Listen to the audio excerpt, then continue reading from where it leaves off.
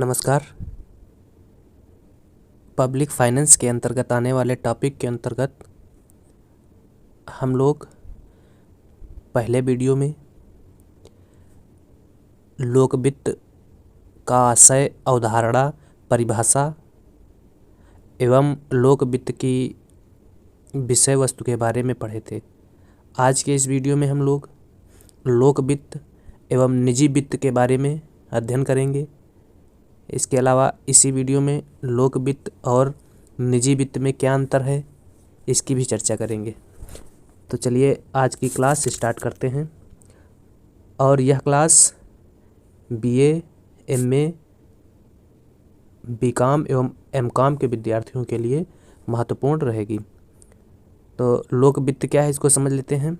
लोक वित्त की परिभाषा हम लोग पहले वाले वीडियो में भी पढ़ चुके थे, थोड़ा शार्ट में इसमें समझ लेंगे। तो लोक वित्त,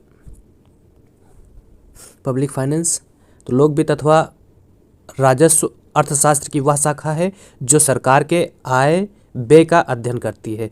राजस्व को लोक वित्त के पर्यायवाची के रूप में लिया जाता है, जिसका अर्थ होता है राजा का धन, अर्थात राजस्व का अर्थ राजा के धन से या राजनीतिक दृष्टिकोण से मुखिया के धन से होता है। अर्थात लोक वित्त का मतलब क्या होता है? राजा का धन, जिसके अंतर्गत यह अध्ययन किया जाता है कि राजा धन को कहाँ तथा किस प्रकार प्राप्त करता है तथा उस धन को किस प्रकार व्यय करता है। सार्वजनिक राजस्व, व्यय, ऋण, वित्तीय प्रशासन, बजट, लेखा, वित्तीय नियंत्रण इसमें शामिल किया जाता है। लोक वित्त के मुख्य रूप से 3 कार्य बताए गए हैं। क्या कार्य हैं 3? संसाधनों का इष्टतम आवंटन। संसाधनों के इष्टतम आवंटन का मतलब हुआ किसी भी देश में या अर्थव्यवस्था में जो संसाधन मौजूद हैं उन संसाधनों का कुशलतापूर्वक कैसे आवंटन किया जाए जिससे ज़्यादा से ज़्यादा उत्पादन को बढ़ाया जा सके। आय का वितरण कैसे किया जाए, जिसमें आय का वितरण इस हिसाब से किया जाए कि गरीब एवं अमीर के बीच उत्पन्न होने वाली खाई कम की जा सके, गरीबी को समाप्त किया जा सके, ना लोग ज़्यादा गरीब रहें और उत्पादन बढ़ता रहे और आर्थिक स्थिरीकरण प्राप्त करना पब्लिक फाइनेंस का मुख्य उद्देश्य है। अब व्यक्तिगत वित्त क्या है?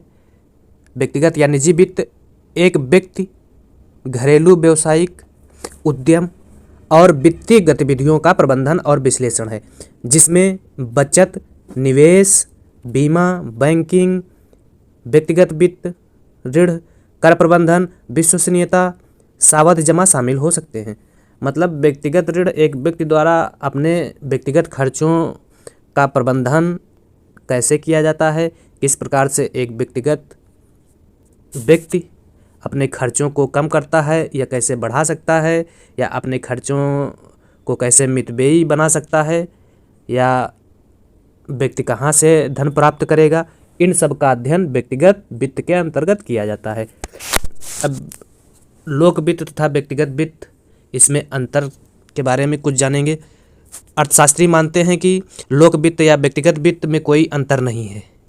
राज्य तथा व्यक्ति दोनों ही अपनी आय को इस प्रकार व्यय करते हैं जिससे उनको मिलने वाली संतुष्टि अधिकतम हो। दोनों ही दीर्घकाल में संतुलित बजट चाहते हैं।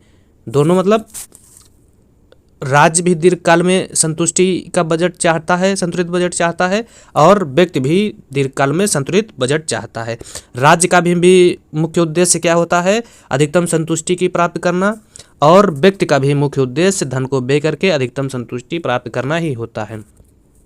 लोक वित्त तथा व्यक्तिगत वित्त दोनों ही आपातकालीन परिस्थितियों में आय व्यय की पूर्ति के लिए ऋण का सहारा लेते हैं। बस लोक वित्त और व्यक्तिगत वित्त में अंतर केवल इतना है कि लोक वित्त का क्षेत्र बहुत ही विस्तृत है और व्यक्तिगत वित्त का क्षेत्र जो है बहुत ही संकुचित है।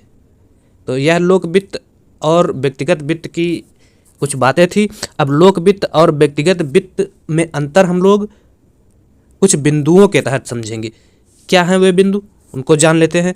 पहला बिंदु है आय व्यय पर परस्पर समायोजन। आय और व्यय पर परस्पर समायोजन, इसमें क्या बताया गया है, एक व्यक्ति अपनी आय के अनुसार अपने व्यय को नियंत्रित तथा समायोजित करता है। मतलब जैसी व्यक्ति की आय होगी उसी हिसाब से व्यक्ति क्या करेगा, पैसा खर्चा करेगा और समायोजित करेगा। अगर व्यक्ति की आय ज़्यादा होगी तो वह भौतिक और विलासिता की वस्तुओं पर खर्चा ज़्यादा करेगा, और अगर व्यक्ति की आय कम होगी तो वह मुख्य रूप से खाद्यान्नों पर ही ज़्यादा खर्चा करेगा। इसके अलावा व्यक्ति पहले अपनी आय ज्ञात करता है और आय के अनुसार व्यय को समायोजित करता है। मतलब व्यक्ति पहले अपनी आय ज्ञात करता है कि उसकी आय कितनी है और उस आय के अनुसार ही वह अपने खर्चों को समायोजित करता है। लेकिन इसके अलावा सार्वजनिक व्यय के संबंध में क्या बताया गया है, सार्वजनिक व्यय के संबंध में राज्य अपने व्ययों के अनुसार अपनी आय को समायोजित करता है। राज्य पहले अपने व्यय की मात्रा निर्धारित करता है, आय को उसके अनुसार समायोजित करता है। मतलब राज्य क्या करता है, व्यय के अनुसार अपनी आय को समायोजित करता है। मतलब व्यय कहाँ कहाँ किया जाएगा उसी हिसाब से उसको आय की आवश्यकता कितनी होगी और वह आय कहाँ से प्राप्त होगी, इस हिसाब से सार्वजनिक व्यय के अंतर्गत राज्य कार्य करता है। अगला जो अंतर का मुख्य बिंदु है साधनों का स्वभाव। साधनों के स्वभाव में क्या है, एक व्यक्ति के लिए उपलब्ध साधन सीमित स्वभाव के होते हैं। मतलब व्यक्ति के पास जो साधन होते हैं उसके उपयोग के लिए वह सीमित होते हैं, जबकि लोक अधिकारी चाहे तो संपूर्ण अर्थव्यवस्था के साधनों का प्रयोग में ला सकता है, और लोक वित्त के मामले में लोक अधिकारी अर्थव्यवस्था में जितने भी संसाधन हैं सबको वह प्रयोग में ला सकता है। लेकिन एक व्यक्ति ऐसा नहीं कर सकता है। व्यक्ति के लिए शुल्क देना पड़ेगा या महंगे से महंगे संसाधन उपयोग करने के लिए अधिकतम खर्चा करना पड़ेगा। अगला जो बिंदु है व्ययों का अनिवार्य स्वभाव। व्ययों का अनिवार्य स्वभाव क्या है, सार्वजनिक व्ययों की सबसे मौलिक विशेषता उसकी अनिवार्यता है। राज्य सुरक्षा प्रशासन आदि व्ययों को करने के लिए बाध्य है। इस प्रकार कुछ ऐसे व्यय होते हैं जो व्यक्तिगत रूप से करने अनिवार्य होते हैं, जैसे भोजन कपड़ा दवाई और व्यय।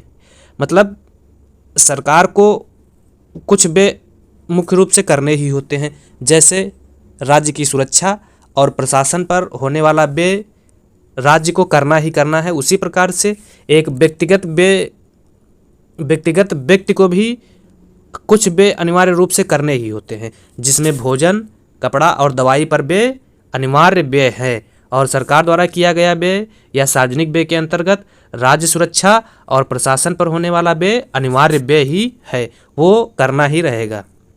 तो इस प्रकार से व्ययों का अनिवार्य स्वभाव दोनों में एक जैसा है। कुछ व्यय जो है व्यक्ति को करने रहेंगे अपनी आवश्यकताओं की पूर्ति के लिए, और कुछ व्यय राज्य को अपनी आवश्यकताओं की पूर्ति के लिए करने पड़ेंगे, या कह सकते हैं समाज कल्याण के लिए करने पड़ेंगे। अगला जो पॉइंट है आय की प्राप्ति के संबंध में बल।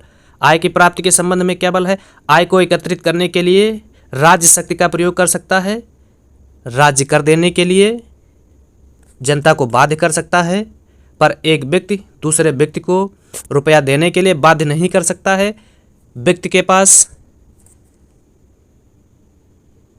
धन प्राप्त करने के लिए सीमित स्रोत होते हैं, जबकि राज्य के पास व्यक्ति से ज़्यादा स्रोत धन प्राप्त करने के होते हैं। राज्य आंतरिक एवं बाह्य दोनों प्रकार से राजस्व प्राप्त कर सकता है। अगला जो पॉइंट है लाभ प्राप्ति का उद्देश्य।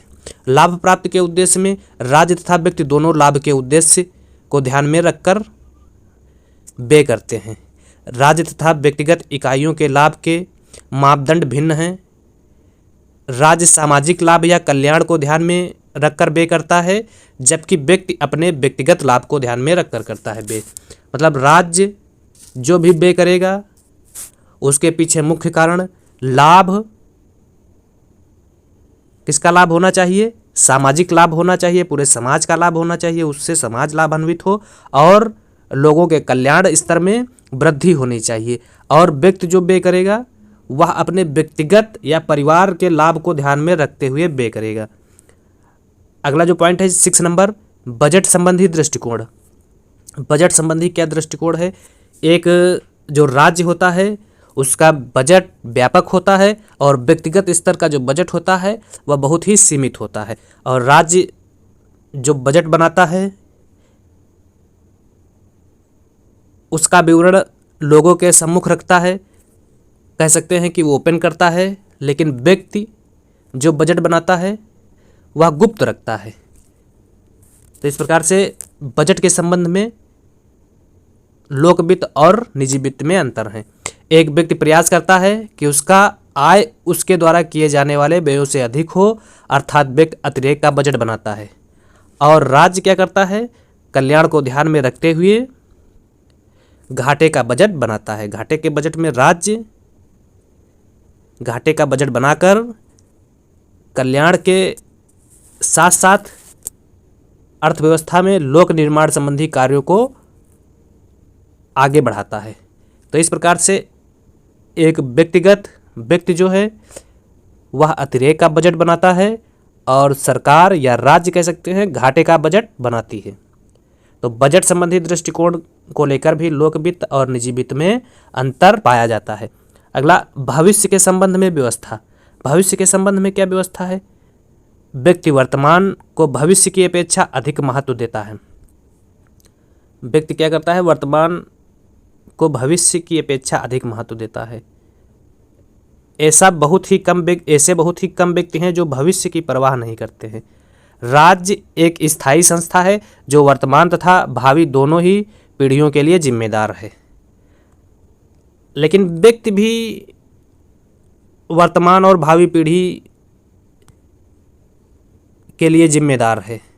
तो राज्य भविष्य के संबंध में राज्य और लोक वित्त और निजी वित्त में बहुत ज़्यादा विशेष अंतर नहीं है। दोनों ही भविष्य को ध्यान में रखकर कार्य करते हैं। भविष्य की चिंता एक राज्य को भी रहती है और भविष्य की चिंता एक व्यक्तिगत व्यक्ति को भी रहती है।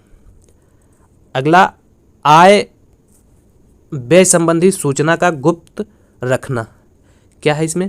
व्यक्तिगत वित्त व्यवस्था में व्यक्ति अपनी आय व्यय संबंधी सूचना को गुप्त रखता है, जबकि सरकार अपनी आय व्यय के ब्यौरे को प्रकाशित करती है।